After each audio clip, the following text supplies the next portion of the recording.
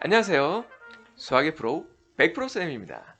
자, 이번 시간부터 수상이죠. 일단은 다항식의 연산부터 차근차근 그리고 스피디하게 공부를 해보도록 합시다. 자, 출발해 볼까요? 첫 번째죠. 다항식의 덧셈과 뺄셈인데 먼저 우리가 다항식 용어에 대해서 좀 정리를 좀 해봅시다. 자, 먼저 단항식 나오네요. 단항식은 숫자와 문자, 문자와 문자의 곱셈으로 연결된 덩어리입니다. 그냥 곱셈으로만 연결되면은 우리가 단항식이라고 볼 수 있죠. 자, 이그샘플 볼게요. 2 곱하기 x 곱하기 x 곱하기 x, 2x 세제곱. 요거는 단항식 맞습니다. 그리고 3 곱하기 x 곱하기 y 곱하기 y. 근데 더하기가 여기 있죠.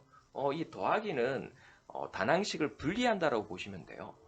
그래서 3xy 제곱 여기 일단 단항식이 하나 있고요. 그리고 더하기 2 곱하기 x 곱하기 y 플러스 2xy. 그러니까 이거는 각각 단항식이라고 보시면 되고 전체로 보시면 다항식으로 볼 수가 있어요. 되겠죠? 그러니까 이 더하기 기호는 그 단항식과 단항식을 분리한다라고 보시면 됩니다. 그래서 이 곱셈 있죠. 이 곱셈으로 연결되었을 때 우리가 단항식이라고 얘기를 합니다. 되겠죠? 자, 그 다음에 이제 두 번째는 다항식이죠. 그렇죠? 다항식은 단항식이나 또는 단항식의 합으로 이루어진 식을 의미합니다. 자, 이그샘플 보시면 마이너스 4x 제곱 요거 단항식 맞죠? 근데 이거 다항식도 됩니다. 그리고 3xy 제곱 더하기 2xy 아까 했었던 요거 있죠? 이건 이제 다항식이라고 볼 수 있죠. 하지만 요거는 안 됩니다. 자, 이거는 x제곱이 분모 자리에 있잖아요. 그럴 때는 우리가 다항식으로 우리 취급하지 않습니다. 자, 그래서 좀 요거 좀 기록을 좀 할게요. 다항식에는 우리가 뭔가 x제곱분의 뭐 어떤 꼴이 있죠? 요거는 우리가 치지 않습니다. 그러니까 분모 자리에 뭐 x나 x제곱, x세제곱 이런 것들 들어가는 거는 우리가 다항식으로 처리하지 않습니다. 아시겠죠? 이거는 차후에 수화에서 배우는 그 유리식 단원 공부하시면은 그때 다시 한번 또 다룰 거예요. 자, 그리고 4는 가능하죠. 상수항이라고 해서 이것도 다항식에 들어갑니다. 아시겠죠? 자, 그 다음 이제 세 번째는 항입니다. 항은 다항식에 포함된 단항식을 의미하죠. 자, 이그샘플 보시면은 x 세제곱 이것도 항이고요. 요것도 항이고 요것도 항이고 항이 총 4개네요. 그렇죠? x 세제곱 항 그리고 플러스 3x 제곱 y는 x 제곱 y의 항이라고 보시면 되고 마이너스 2y는 y의 항 그리고 상수항 6 해서 총 4개의 항으로 구성되어 있다고 보실 수 있습니다. 자, 그럼 그 다음 페이지로 넘어갈게요. 자, 네 번째 개수죠. 항에서 문자를 제외한 나머지 부분을 의미하고요. 이그샘플 볼게요. x세제곱의 개수는 1이 됩니다. 그래서 x세제곱의 개수는 플러스 1이죠. 양수일 경우에는 뭐 플러스 생략하고 음수는 꼭 마이너스 붙여 주셔야 돼요. 그 다음 이게 좀 중요한데 보시면은 플러스 3x제곱 y가 있잖아요.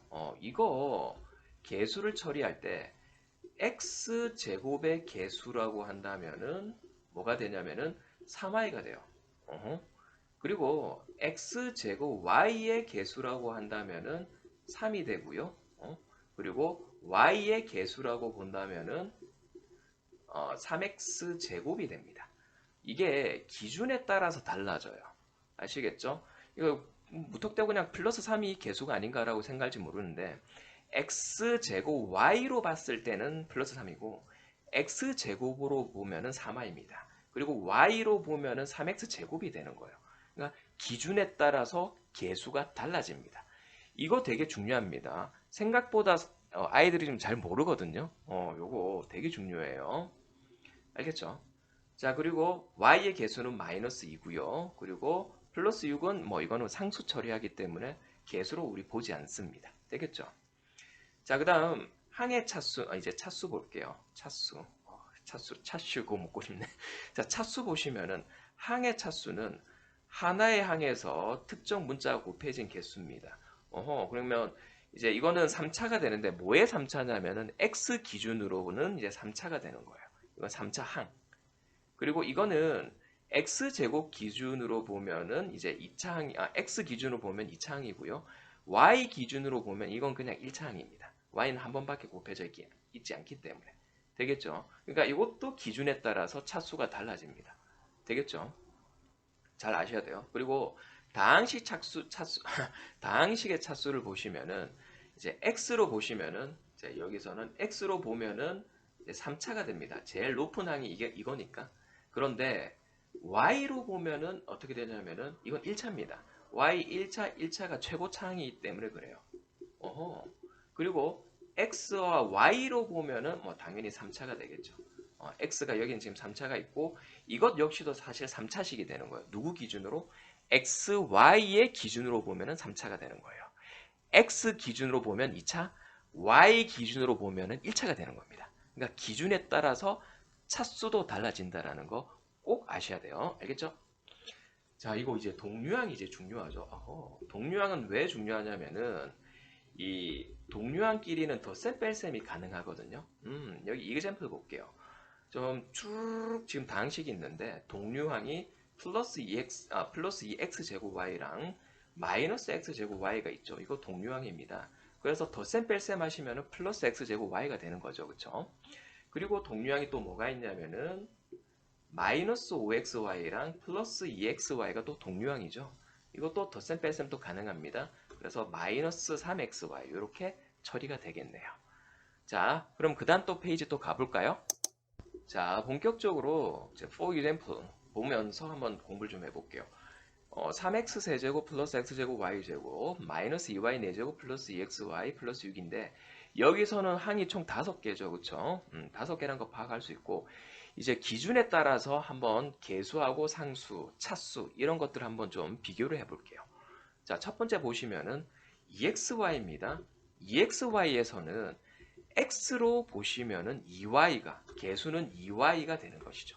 그러니까 X를 뺀 EY가 개수가 되는 겁니다. 좀 특이하죠, 그쵸? 그리고 X에 대한 3차식으로 볼 수 있어요. 왜냐면 여기서는 이게 차수가 제일 높죠. 그쵸?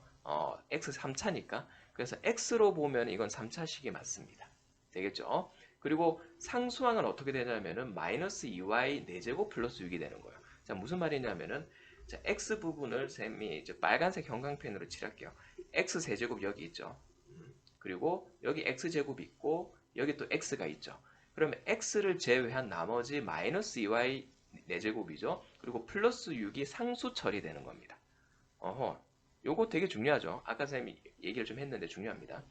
그 다음 마찬가지로 이제 y에 대해서 보시면은 이제 4차식이 돼요. 왜냐면 여기 지금 4차항이 제일 높잖아요. 그쵸?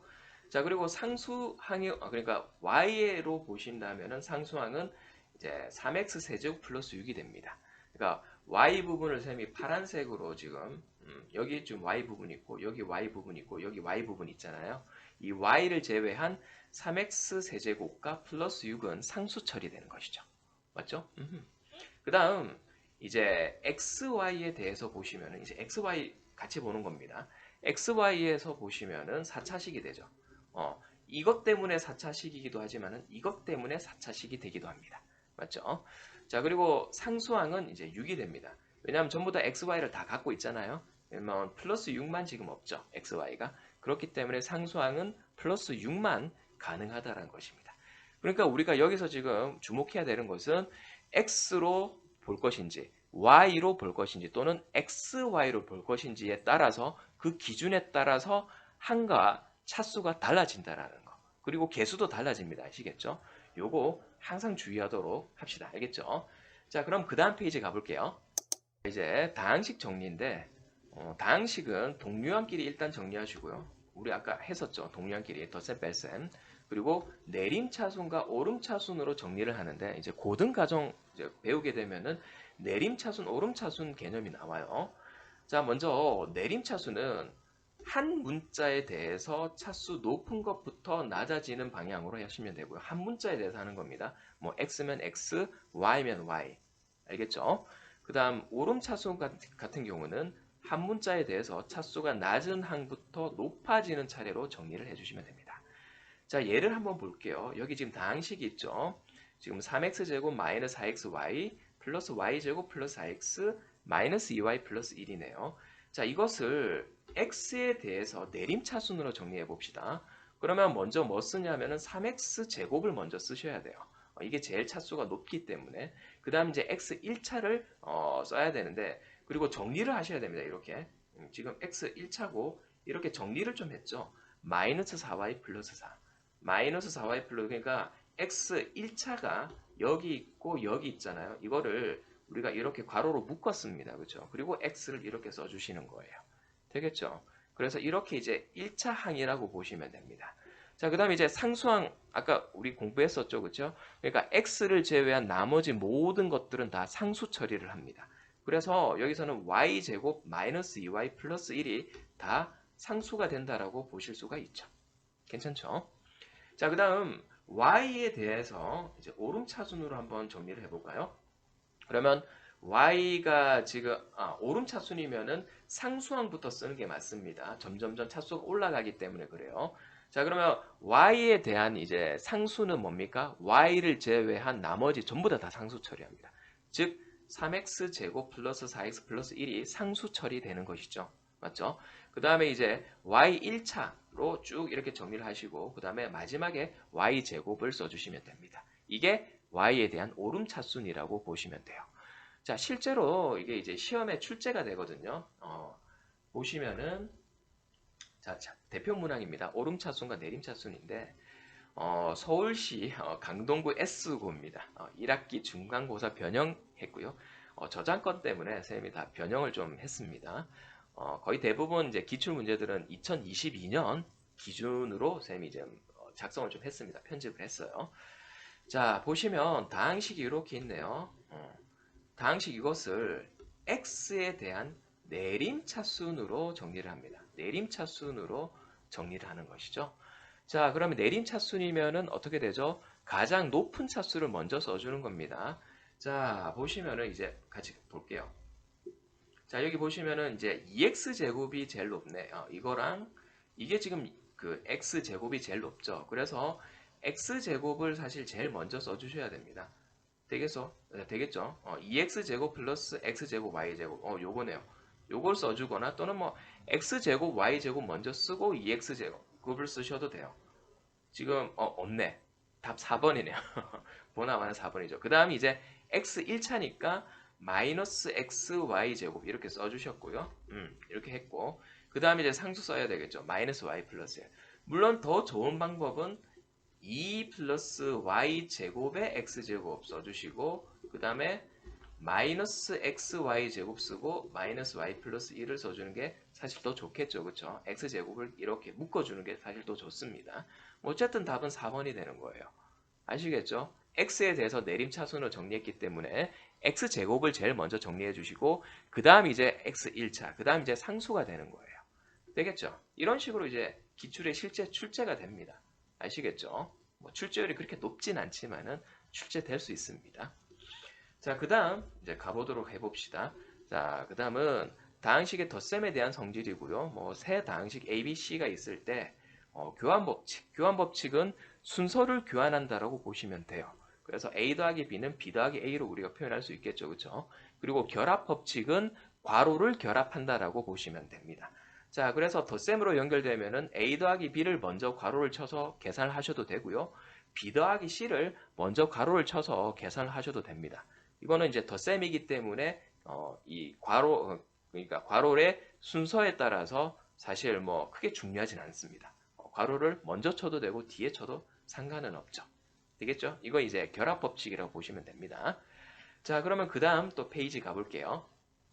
빼기 빗골인 가감법을 이용한 유형이고요. 이거 A 당항식과 B 당항식을 직접 주지 않고 A 더하기 B나 A 빼기 B를 통해서 우리가 그 중학교 2학년 과정에서 연립방정식 배웠잖아요. 그 연립방정식의 가감법을 이용을 하시면 됩니다. 자, 실제로 이제 서울 성북구 K구에서 출제된 유형이고요. 조금 변형했습니다. 자, 두 당식 A, B에 대해서 지금 이렇게 A 더하기 B꼴이 나왔고 A 빼기 B꼴이 나왔잖아요. 그러니까 A는 뭐 B는 뭐 이런 식으로 나온 게 아니라 A 더하기 B, A 빼기 B 이런 식으로 지금 나타냈습니다. 그럼 이거는 우리가 연립방정식 푸는 과정에서 이렇게 처리를 하시면 되죠. 자, A 더하기 B를 이렇게 먼저 써주시고 X제곱 플러스 5xy 마이너스 y제곱 써주시고요. 그 다음에 a 빼기 b를 아래에다가 씁니다. 그리고 3x제곱 마이너스 xy 마이너스 2y제곱을 써주셔서 이거를 이제 어떻게 한다? 더하거나 빼서 그러니까 가간법을 이용해 가지고 하나의 문자로 정리하시면 됩니다. 여기서는 우리가 b를 구해야 되기 때문에 빼주는 게 좀 적절하겠다. 그렇죠? 빼시면은 여기서 이제 어떻게 돼요? 2b가 남죠. 2b가 남고 위에서 아래를 빼는 겁니다. 그래서 마이너스 2x제곱 그리고 플러스 6xy 그리고 플러스 y제곱이 되겠네요. 그렇죠? 자, 따라서 이제 b식 나왔네요.